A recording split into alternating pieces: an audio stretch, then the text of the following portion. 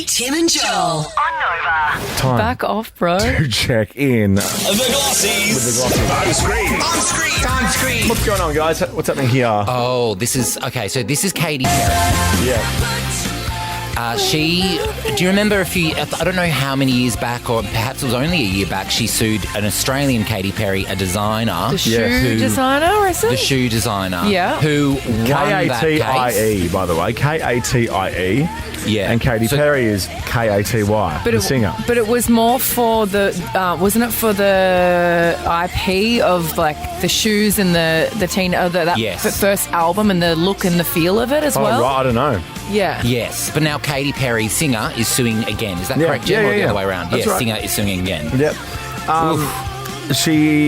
We could be lawyers. They've been at war since 2019, and earlier this year, the Australian Federal Court sided with Australian Katy, but now American Katy, menu log Katy, is firing back. I don't like this for Katy Perry, the singer. I think this is really petty and poor form from her. But it's... I love her, but I feel like I don't know why, she's making some weird career decisions at the moment. I think. Yeah. Somebody say she's taking that money and running to the bank with it. Mm-hmm. There's also another one of these that's happening with our Kylie Minogue and Kylie Jenner. So Kylie That's right. Jenner wants to use just straight Kylie and have that like patented or something. Isn't that what she's saying? Yes, that's and what our Jenner Kylie's wants. like, babes, hold my Yeah.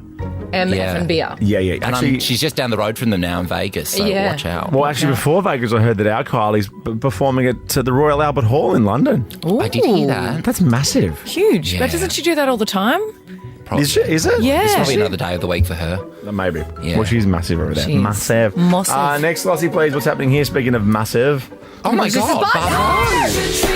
Yes. Are they Don't tease coming me with back? a reunion or something. Well, have you seen The Office? Have you been in our office? No, I didn't. I came straight up to the studio because I was really cutting it fine today. Well, it's not just Joel's I came up to book. the studio, yeah. It's not just Joel's book. There's a book in there. Belinda Chappell has blamed Sophie Monk in her book for the girl group finishing.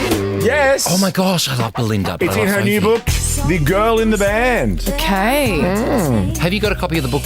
So, Yes. so I need Sophie it. left, and then that was kind of the demise of the band. Is that what she's saying? Was she saying Sophie Monk? Yeah. That's what she's saying. She's blaming Sophie for the band ending. Potentially, I've got to read the book. I'm not going to do that though. If you'd like to do it. I remember the song they released without her. It was that ASAP. Oh my gosh, that was them. Yep, that was them without Sophie. Wow. Probably sounded the same. I heard Belinda speaking on a podcast that was just on my Instagram, so don't worry, I'm not going searching for it. But that they got paid in the first year in per diems. Oh, Like- really? Oh my Like the gosh, band- Chantel Barry would have loved it. The band made like $20 million or something in a couple of years, and they were paid in per diems. Well, I mean, that's when you come out of sometimes shows like this, especially back then. Yes. It was really hard for you to have any kind of opinion or answer other than yes, okay, I'll do it. Of course. Because they kind of make you a star, they spend all of this money, and then they want to make it back, and then some. Yeah. So it's kind of. And also, showbiz also has this thing over everyone, and we've all experienced this in different parts of our careers, that there's always someone that will do it for free. There's always someone I know, who's and free and that undercut ruins you. it for everyone. And that's Been more than there a few undercutting. times. That's just someone doing it for free. Like, you'll never I beat that know. person. Yes. Who's in charge of Red Rooms around here? Why don't we have a Bardot reunion Nova Red Room? Sophie won't come. She might. Well, Do wouldn't not come. Get those other ones. Get those other ones together for ASAP only. Just one song only. Just ASAP. Yeah. And can we do it ASAP, please? Because I'm really sure. keen on the idea. ASAP. Red Room. Lock it in. ASAP. Will Sophie come? Do not come. Okay. Oh, Joel. Kamala Harris, not a fan. Joel, you could be Sophie in the band. Well, we do kind of look pretty similar. It's so similar. Like exactly the same. I love Sophie. Next Glossy, please. What's happening here? This is exciting. I love this. Rusty, what's my happening? arch nemesis, Russell Crowe. Well, Why is he your arch nemesis? We had a Twitter fight like 10 years you? ago, and I've just mined it for stand-up material ever since. Do we have time for you to Can you tell us? He was trying. Remember those hoverboard things that were really popular like 6 or 7 Christmases ago? Yes. And they got banned from being taken on board planes because they were randomly exploding. They were the original Samsung Galaxy Note 7. Yeah. He was at the airport and tweeting furiously that his hoverboards weren't allowed on board. And I tweeted Russell Crowe and I said, "Hey Russell, grow up or something. You're flying Tiger. It's BYO engine or something like that." And he replied. Like he was getting heaps of replies and he just chose to reply to me specifically. Oof. Yeah. And he said, you try going on holiday with my 3 kids or something like that. And I was like, well, that's creepy. Why would I? And I replied, holiday? I look great in a caftan. And that's why Twitter doesn't exist anymore.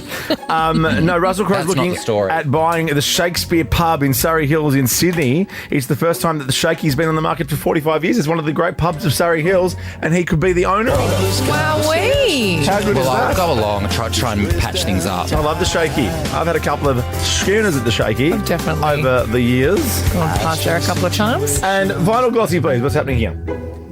Jimmy Kimmel, your Jimmy. My Jimmy, the good Jimmy. Your Jimmy. Who, by the way... The below Jimmy Fallon Jimmy. Well, it's funny you say that because obviously the Strike Force 5 podcast that we chatted about yesterday, all the talk show hosts getting together while their shows are on hiatus, I guess, for the strike. He's kind of the host of it, I've worked out, because everyone realises he is the good Jimmy.